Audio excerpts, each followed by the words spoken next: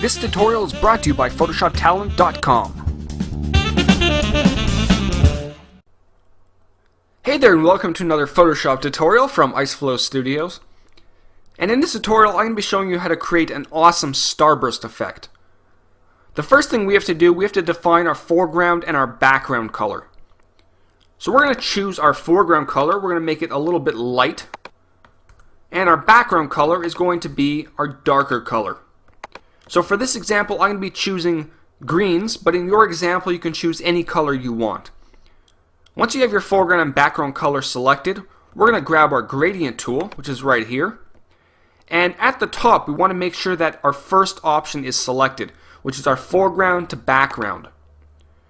We want to make sure that our gradient is set to linear, mode is at normal, and opacity is at 100%. Once we have all that selected, we're going to hold down our Shift key, drag from the top of the document all the way to the bottom, and let go. We now have our gradient going from foreground to background, top to bottom. We're now ready to apply some effects to our document. We're going to go to the top and click on Filter, Distort, and then Wave.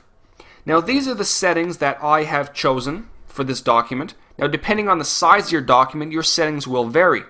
But typically you want a result very similar to the one in this little tiny window over here, where you have vertical lines going from top to bottom across the document. So enter these settings here, 69, 17, 18, 5, 145, 100, 100, and the type is sign. And then adjust them depending on the size of your document until you get the result that you see here. And then click OK. So as you see in front of us, we now have our vertical lines going from top to bottom across our document. And now we're going to actually apply our starburst. So back up to the top, click on Filter, Distort, Polar Coordinates, and make sure it's set to rectangular to polar, and click OK. And there you have it, very simple starburst effect. Now you can apply this to any of your photos, any of your designs. It's really good for retro style designs. I've used it quite a bit in the past, and I will be in the future. So if you're on YouTube, rate this video, comment the video, subscribe to our YouTube channel, use your starburst effect in any of your projects. And until next time, this is Howard from IceFlow Studios. Take care.